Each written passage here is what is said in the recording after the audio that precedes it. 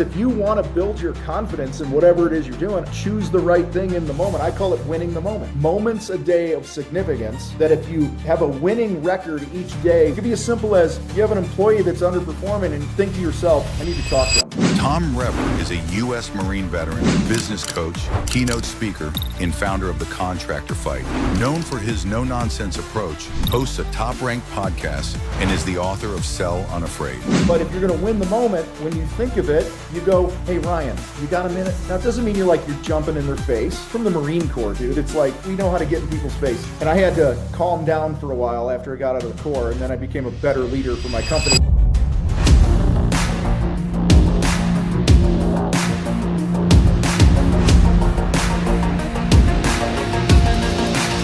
What's up, everybody? This is Ryan Van Ornum back with another edition of Scaling Up Success, powered by Cynergists. Today, I have a good friend of mine, Tom Reber. He has many businesses, the Contractor Fight, Simplify Painting, and published author. I got his book right here, Sell Unafraid. It's a good read. You got to get it. Tom, the man, the myth, the legend. So glad to have you on the podcast today, my friend. Glad to be here, man. How you doing? Oh, man, if I was any better, I'd be you, bro. Like, you're killing the game. Well, I appreciate that. It is good to be me. I have a pretty good life. But yeah, you do. Yeah, you do. So, man, tell the audience. I know you got your start back in the Midwest on some stuff. You know, you had some companies out there, but I mean, tell us a little bit about what the Contractor Fight's all about, my friend. Yeah, cool. So, like you said, I'm originally from a town called Wheaton, Illinois. It's about an hour west of Chicago. I grew up in the painting trade with an uncle and a grandfather. My dad was a tile guy, and he was always crabby, and he was hunched over his whole life. And he actually shrunk as he got older and had these big knots on his knees from being a tile guy. So I'm like, I'm going to do what my uncle does. So I worked for my uncle. And we started working when I was like 15. And then when I got out of the Marines, I worked for him. And fast forward, I ended up starting my own painting business, and then I sold that. And then a few years later, about a year later after I sold it, somebody tapped me on the shoulder and asked me to speak at an event for helping businesses grow. And that's kind of how I got into coaching. And it was originally coaching all types of small business owners, entrepreneurs. And then I guess it was mid 2017, we just rebranded, and because most of the people we were working with are in the home improvement space. I still speak to all different types of groups and things like that, but the main gist of the Contractor Fight is the home improvement space. And so fast forward, we've got over 1,000 episodes of our podcast, a couple thousand YouTube videos. We got literally home improvement contractors all over the world that we help. One of the things we talk about is we want to help bring dignity and respect back to the trades, and that starts with working on the individual. And one of the things I'm always after these guys about is you got to build a business so you can stop stealing from your family. As an entrepreneur, it's really easy to just undervalue yourself and not put the processes and systems in place that you need. And the net ROI on that is you steal time, money, and memories from the people that you're working your ass off for. So yeah. I mean, I could go on for days. Super proud of our community. We have an amazing coaching team. We serve, I don't know, probably a little over 2,000 contractors a year. Are in and out of our world, and we love it. And then not even a year ago, I woke up one day and I said, I'm going to start another painting company here in Colorado Springs, and it's going to be the ultimate case study of everything that we coach in the Contractor Fight. So I'm running it part-time. My hours are part-time, but I have 4 crews out there. I've got a great salesperson, a great project manager, admin assistant, all that stuff. And so we're just implementing everything that we teach in our programs into our company called Simplify Painting. And it's been a good first 9 or 10 months, whatever it's been. As if you didn't have enough on your plate. But here's the thing that a lot of business owners may not get, and you do definitely, is understanding the leverage piece. So once you get to a certain level of being able to implement certain things, it may not be like that 60 hours a week, right? Right. Tell people how you've done that with Simplify so quickly. Well, it doesn't hurt that I had several thousand projects under my belt, and I've been in that Sure. trade growing up, right? So I guess that was my cheat code, Right. if you want to call it that, where it just gave me an edge because I had made all the mistakes already. I learned years ago, and I wasn't always this way, but years and years and years ago, I learned how to get my ego out of the way and realize that your business will never grow if you're the smartest person in your company. Oh, goodness Our project gracious. manager, Yeah. I mean, I have 30 years experience in the painting trade or whatever it is, right? 25, 30 years. I know a lot, but my project manager, there's not too many things he doesn't know, so I just believe in hire people that are amazing at what they do and the knowledge set and the skill set that they have, and paint a vision for what we're building together and how they're a part of it. And then my job is to support them, and it's not to be the hero. In the early days, it was all about me. It was being the hero. I'm the business owner and everything has to run through me, and that's just exhausting. And that's why so many businesses are stuck and they don't grow. I mean, I don't care what kind of business it is. And then I just hired a sales guy probably about 2 months ago. He's doing amazing. He had zero industry experience, but he knows how to roll the red carpet for people. He comes from the restaurant industry. He was a general manager of a few really nice restaurants, and he was just tired of the restaurant life. And my wife and I, we had dined at his place a few times, got to know him, and then we ran into him one day, and I'm like, how's things over there? And he's like, I'm not there anymore. And I'm like, what's up? And he's like, I'm trying to figure out my next thing. And I said, well, let's get together and have a conversation. And now he actually works for Simplify Painting and he works for the Contractor Fight. So he works for both companies.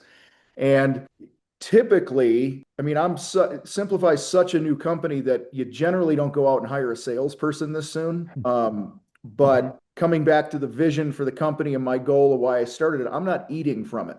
You know what I mean? So I'm building a machine that's serving people at a high level. And I know that machine will never mature and grow if I'm the one doing all the sales.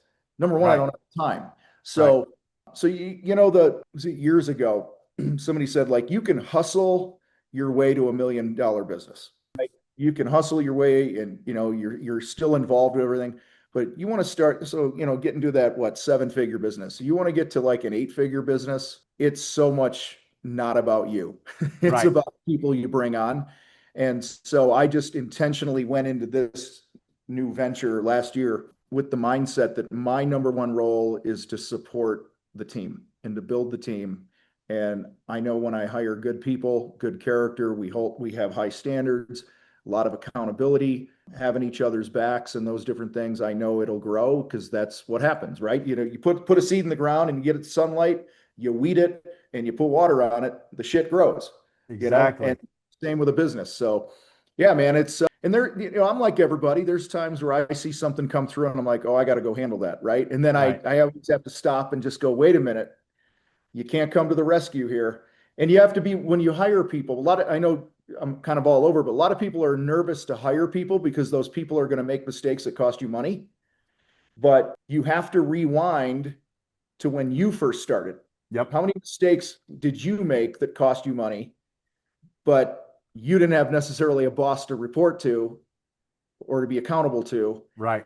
You still made the mistakes, and those mistakes, they compound in a good way to give you wisdom. So you have to be willing to invest in people, and that means their mistakes as well. That, by all the way, our audience, that'll be $795 just for watching this, guys, because those are some learning tips and trades and nuggets right there from Tom himself. Yeah. Golden, my friend, golden. So, yeah. Man, and kind of going along those routes, and I was thinking about this while you were talking. It's like there's what I call the learning tax. It's like, yeah, you pay the learning tax as you go along as a business owner.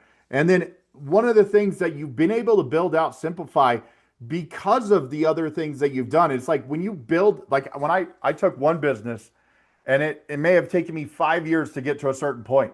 And it could have been I know it's in a different genre, but the business that I've built now is, 6 months after launching is now exponentially farther ahead because of what I learned in that other business. Do you see that also?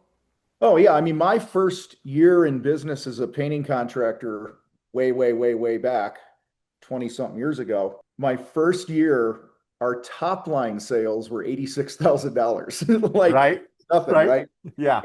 And I want to say my second year I did like 160, then we jumped to like 3, and then it was 5, and so on. Well, we're at a run rate, and I'm what, 10 months in, and I literally took 2 months off because I Mhm. had so much travel and speaking in the wintertime with the contractor fight that I didn't do a dang thing at all for Simplify.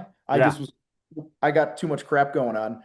And so if you take that in 8 months, we're about a month away, month and a half, call it 2 months by our year anniversary, we'll be at $1 million run rate. Man, that's awesome. So it's, this month, what are we, May 30th? We got a couple on the hook right now that we're trying to push over the finish line today or Saturday.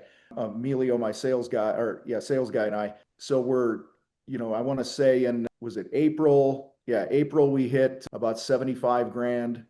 And this month we're knocking on the door of, I think as of right now, I looked this morning, we're only at 62, and most of that's come in the last week. It was a slow start to the month. And so I would say by June we'll be at a solid pace to hit that $1 million run rate. So Man, that's awesome. But it's because I got out of the way, Ryan. Yeah.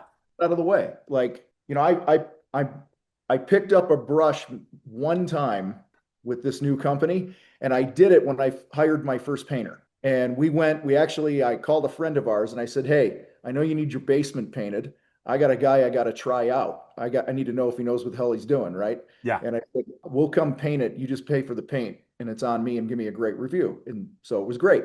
And so one day I picked up a brush and just to work with him and make sure, and his name's JC. He's now my project manager. Mm-hmm. And great guy. But that's the thing I said earlier. So many of us as business owners, we don't get out of the way. We keep doing the thing. And as long as you're doing the thing, whatever the thing is, it's going to limit, your growth. Now, if you love doing the thing, I have no judgment on that, but don't fool yourself and think that you're going to build like an 8-figure business. Right. Because you can't if you're going to do the thing all the time. Right. One of the things that I kind of reiterate to a lot of business owners I come across and I talk to with what we do is like, if you are handling some of those tasks that you can have somebody do for $15 an hour, $20 an hour, whatever it is, right? You basically hired yourself as your own assistant, and you probably suck at that job. So like, yeah. You rewrite your damn job description, get yourself out of the way is exactly what you've been saying. So, I love that mantra, because it's like, to me, I want to be valued at, X amount of dollars, 300, 400, 500, $1,000 an hour, whatever it is. That's where I need to be and play at that level, and then be able to have others be able to empower them up. So then they're leading in those roles that they're in. Yeah. Yeah. Well, the thing is, if you don't get out of the way, let me back up. We call it the contractor fight because the fight's between your ears. It's the way you think. Okay. Right? Yeah. So just kind of a blanket Yeah. context there. If you don't get your mindset right first, and that's around, your worth and the value you bring and how you're spending your time. I mean, one of the big concepts I talk about in the book and stuff, is that, people need to audition for my time. Oh yeah. Yeah. I Something love is that. going to land on my calendar. It has to make a case for why it needs to be there. Well, if you don't do that, and you're doing all these $15, $20 an hour tasks and stuff, you end up having a business. You have a glorified job with overhead and a shitty boss. It's like the trifecta, right? So, you talk about those tasks. We just did a training thing, I think it was last week, for our group. And I gave an example. We had this guy come to us who was, and guys, I don't care what the industry is. These concepts, they're universal, right? 100%. Yeah. He came to us, and I want to say at the time, my notes aren't here with it because I'm just thinking of it now. He was doing about 600 grand a year in top line sales. He'd been in business for like 8 years, right? Mm-hmm. Just hamster wheel, same year, same results, different year every year, and whatever. We did the math of the hours he was putting in because he wouldn't get out of the way. Literally, he was working so much that and what he was paying himself was peanuts because he wasn't charging enough. But long story short, he was making like $12 an hour if you did the math gosh, as a business wow. owner. And so what's funny is we helped him identify like what's your sweet spot in the business. And for him, it's sales. But his sales time was getting eaten up because he was in the thick of everything else. And so he wasn't present, he wasn't following up, he wasn't prospecting and doing all those different things. Fast forward a year later, he was doing about 1.8 or 2 million, paying himself about $250,000 a year, 300 grand a year within a year. And he was making under 100 grand that first year. Yeah. And when he came to us, we tracked this thing in the contractor fight. We call it your effective sales rate. Okay. So if you take, I got a calculator here. If you go out this week and sell $25,000 worth of whatever your thing is, and you divide that by the time you spent doing sales tasks. So for home improvement contractors, like drive time, meeting with the client, typing crap up, revisions, all this other garbage, right? Which is why you got to pre-qualify so you don't waste time you don't live on what we call Hope Island. Right. But anyway, say it took me 30 hours to sell that 25 grand. I have an effective sales rate of $833 an hour. So that's the value I'm bringing to my company that week. So we track it with all our salespeople. Well, this one guy, he went from spending his time doing $12, $20, $30 an hour tasks. Within a year, his effective sales rate was $43,000. Nice. That's awesome. And this year in 2025, he sold, I want to say in the first 6 weeks of the year, because he had taken things off of his plate. He just worked in his sweet spot. Like 80% of his time is just sales stuff because he's got the team in place. He did around 570 in sales in 6 weeks. He spent 13 hours. Wow. He only spent 13 hours on sales tasks, which was about 43 grand. Yeah. But effective sales rate. So everybody listening, you're all salespeople. You sell your stuff. I encourage you to do that math, right? And so part of the reason he got there, like he put in the work, I give him all the credit in the world, but he implemented stuff that I talk about in the book. Okay, called Sell Unafraid. And sales, the subtitle is Unleash Sales Success Through Personal Discipline. Sales is a discipline game, right? Yeah. It's not a numbers game and all this other crap people are going to tell you. It's about, are you controlling the things that you have control over each and every day? Yes or no? That's it. And what I find, I do work, not just in the home improvement space, but like I train other things now. I mean, we pitched in the home improvement, but then it just kind of, people are always going, hey, can you come speak or do a workshop, right? So what I found from doing all these workshops, coaching thousands of people a year and all this stuff is the average salesperson has what I call 2 mediocre sales days a week. A mediocre sales day is defined as not whether you sold something or not today, because you really don't have control over that, right? But did I do the things that lead to a sale? Prospecting, follow-ups. There's a thing we call UITs, unexpected intentional touches, where literally it's just a text to a past client, because there's money in your database, guys. People that have already paid you, they'd pay you again, right? But you fall off the radar because you're too busy chasing new leads all the time. And so I just sent a UIT the other day, woman we did a $16,000 painting project for, and literally, I think it was what's today? Friday? It was last Wednesday. I sent her a UIT. I send 3 a day, by the way.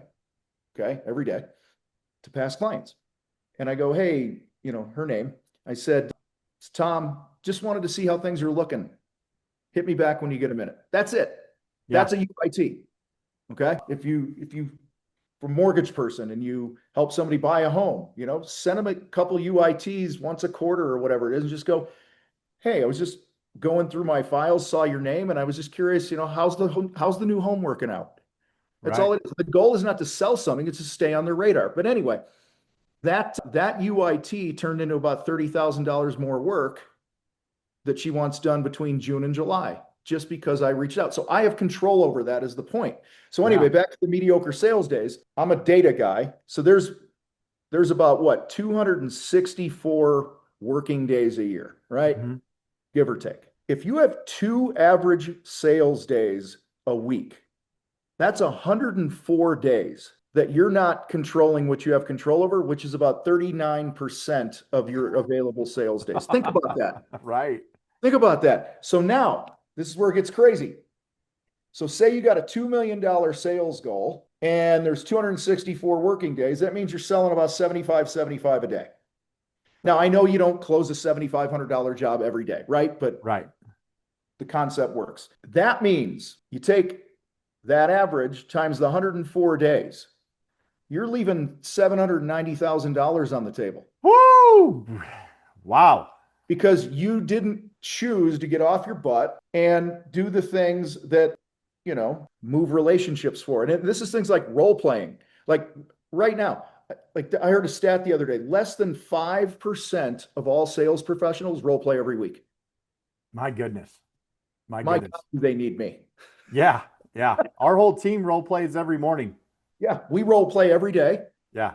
Inside our main group coaching program, it's called Battleground in the Contractor Fight. Every weekday at 10 o'clock Mountain Time, we have live sales tray role play calls where our members get on and they role play with our coaches or each other, and they get coached on the fly and this and that. They bring scenarios to the table. Man, I ran into this the other day. Because if you're not role playing, you guys, you're practicing on your customers. Oh yeah. And that's like going to this, it'd be like an NFL team not doing shit during the week, showing up on Sunday and trying to work it out. Exactly.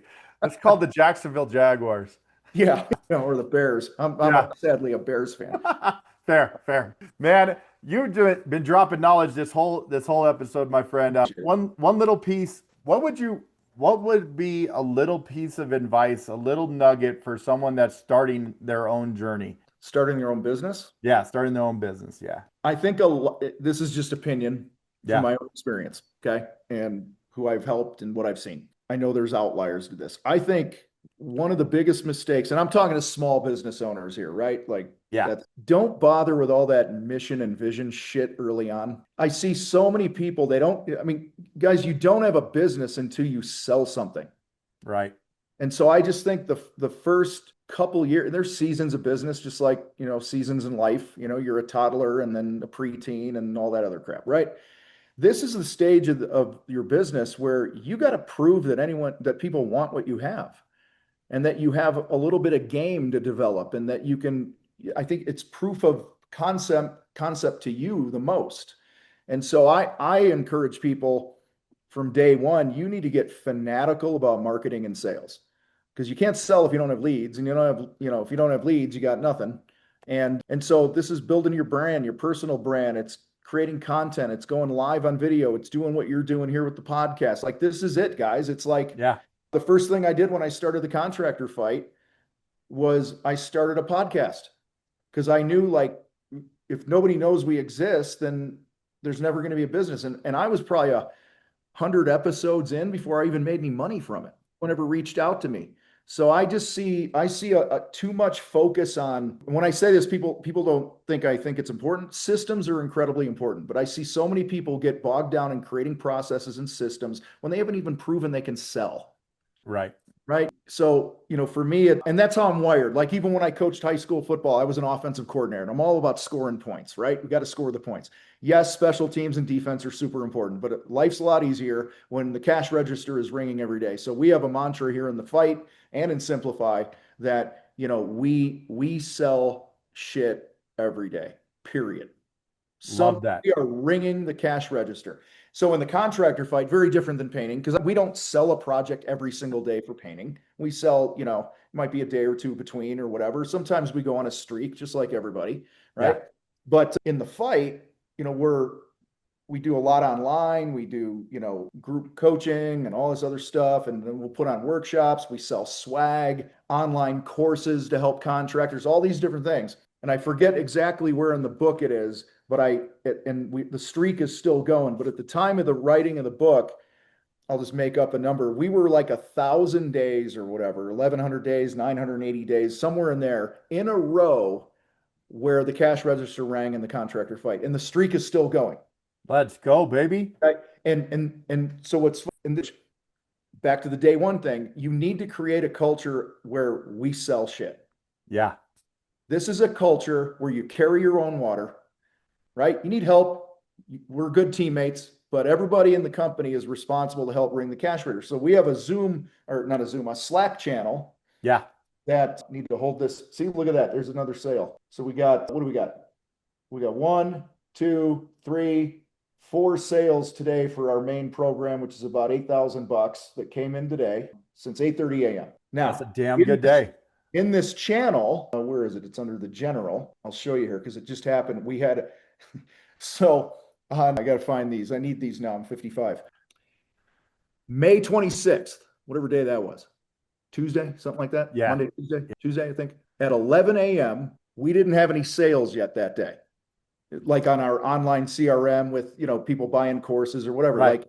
And whenever we hit around midday and there's no sales, everyone in the company sees that. And it says no sales today. And everyone's phone dings. And you'll see if you scroll down, just dropped my phone. My guy, Neil, who's our CEO in the contractor fight, that message was at, what did I say? 11 a.m. Yeah. And at 12:16 a.m., Neil goes, got one. Okay. Yes. So now, and that day was literally only like $300. Right.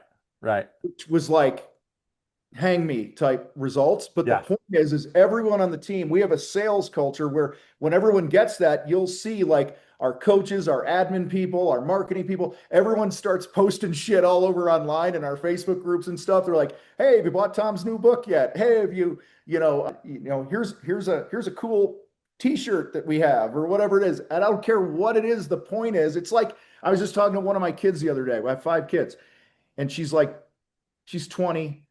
She's got like 16 grand in her bank account. Like she's killing it, right? Goes to school full time, works, all this other stuff. I said, honey, I need to connect you with my guy. You need to start investing. And she's like, I don't have enough money to invest. I said, well, first you have 16 grand in the bank. Yeah. I said, but every month you need to put a couple $100. She's like, well, what if I can't do a couple hundred? And I said, then do $5. Right. Because, and it's kind of the same concept here. The amount doesn't matter. It's the habit. Yeah. It's the mindset. We've built the habit here in the fight that it is just non-negotiable to have a day that we don't sell something, right? And it's been, 3 years in a row now where we've not had a day without a sale. And every time I say that to somebody or whatever, I'm like, oh my God, I hope today's not the day. So, but that goes back to the things that we have control over. Yeah. I just know, and you know this from what you do, you're a baller, man. You know that. Like if you don't, like whatever you do or don't do is going to compound. Oh yeah. What it comes down to. I mean, you've been losing all this weight and working out and shit, and you're doing that because you're controlling what you can control. You're controlling what you put in your mouth and you control what you do with your body. Yep. 100%. That's pretty much the game plan right there. So with sales, with business, leading your team, anything, there's always things that we have control over that I think it's really easy for us to get knocked off course and not pay attention to those things because we get distracted by the shiny objects and the things that we think are really urgent that aren't really that important and so forth. It's one of the things that I started changing in my mind is like, I don't need motivation. I need discipline. God, so true. When you hit that level of just like, you know what, screw it, I'm going to go anyway. Like, it was like, was it yesterday? I went to the gym, but I forgot my headphones halfway through. I was like, oh, this sucks. This is going to be piss poor. And then you know what I still did? I still went and lifted and got my fat ass off the couch and did it like that.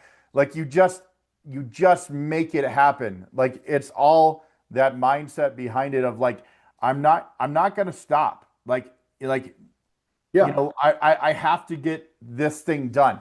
And that's what I'm trying to teach, whether it's everybody that's in our company or it's my kids. It's like you're teaching grit, you're teaching determination, you're teaching discipline, perseverance, resiliency. All of those things come with that. You know what I'm saying? Oh, 100%. I mean, one of the things I talk about, and I keep going in the book, but because it's sitting in front of me and I'm seeing the right here, baby.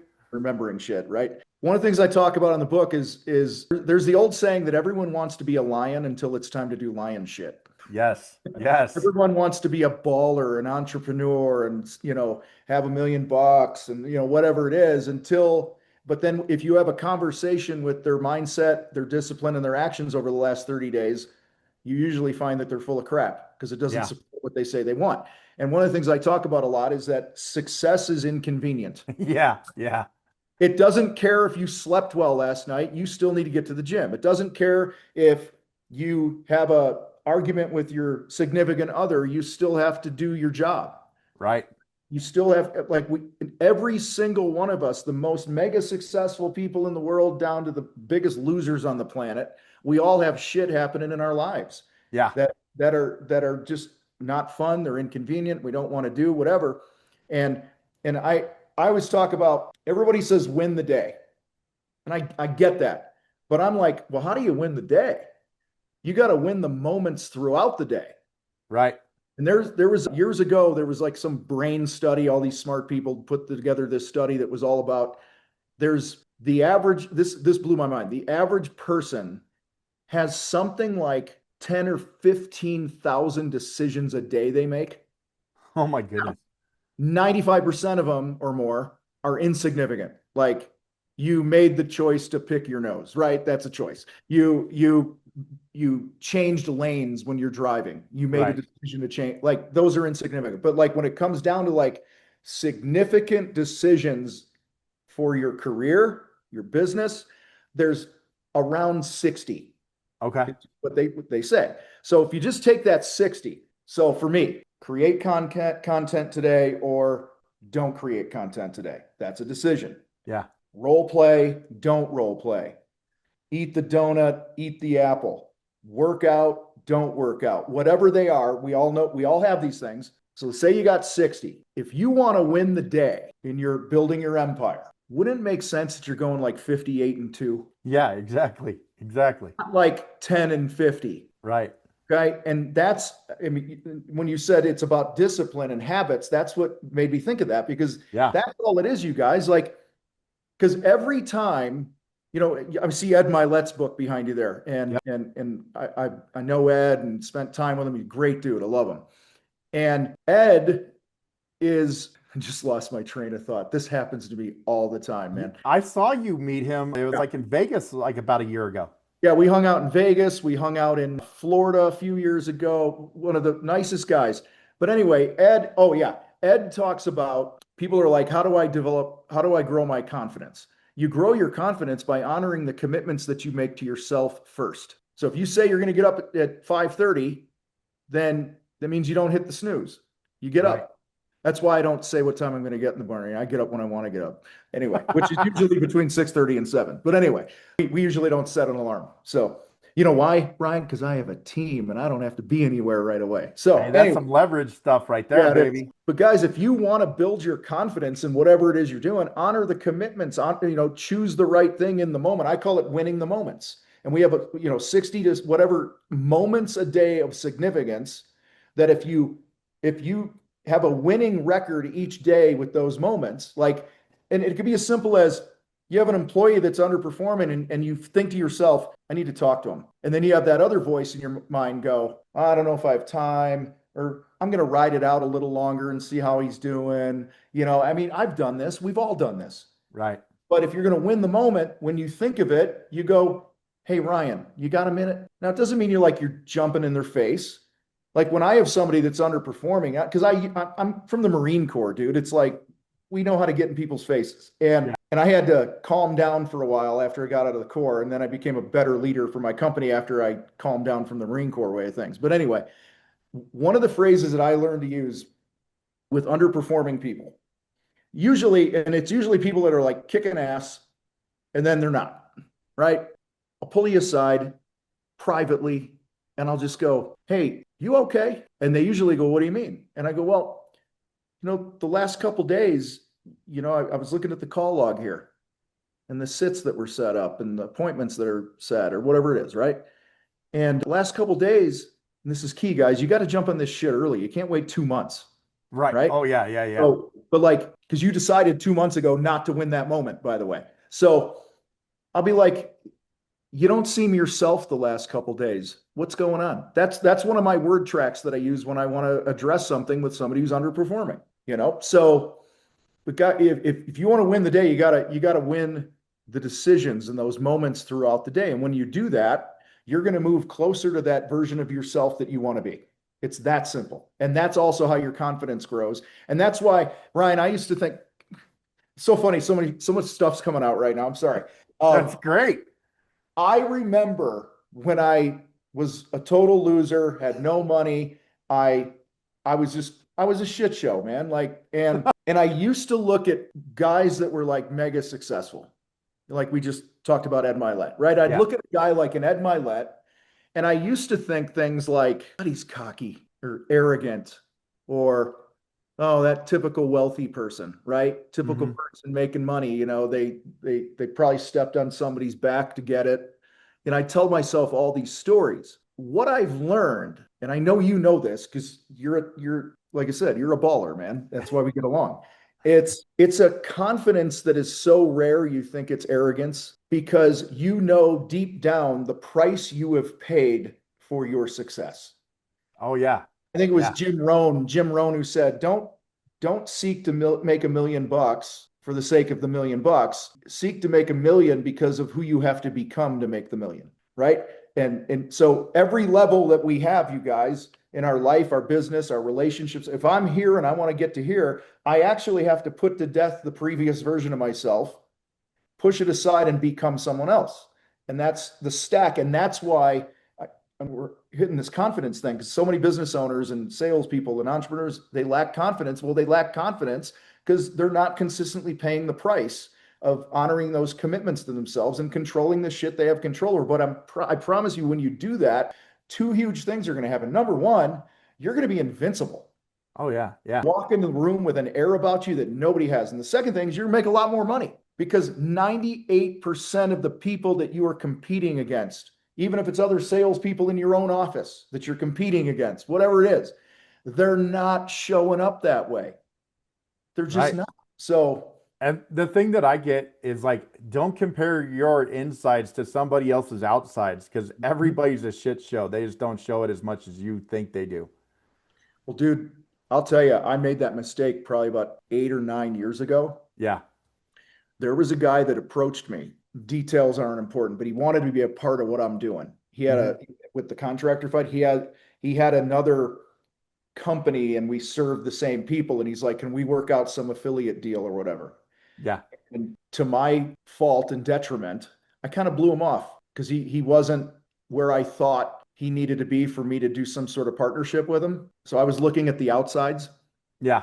Yeah. I was looking at this is the stupid excuse. It wasn't really this bad, but like, it'd be like, oh, he's only got 100 Instagram followers. Right. Or whatever. And he's such a new business and this and that. Had I taken the time to get to understand him and know him a little bit and not make that judgment and really, really dug deep, it would have been a great partnership. And I blew it because I made a judgment based on the outside. Man. So, and I thank God people didn't make judgments on me based on my outside, because I mean, yeah, I made millions. I lost it all and went bankrupt and all this other stuff. And I remember trying to grind and scrape back to the top. Yeah. And I mean, I did a $500 speaking gig. I had to drive 6 hours one way. So it was 12 hours round trip to speak for an hour. And I had to pay for my own hotel that night. Oh my goodness. Yeah. So I made no money. Right. Like, nothing. It was negative for me. Yeah. But nobody knew what was the fire I had inside. Yeah. And so I'm glad you brought that up, because it reminded me, like, we got to be careful on making assumptions about people and this and that. That's why, you know, what that taught me is be slow to develop an opinion about somebody before you get to know them and see how they show up and their discipline and their habits and consistency and those things. So, man, I could talk to you for days and days, man. Every time we get together, it's like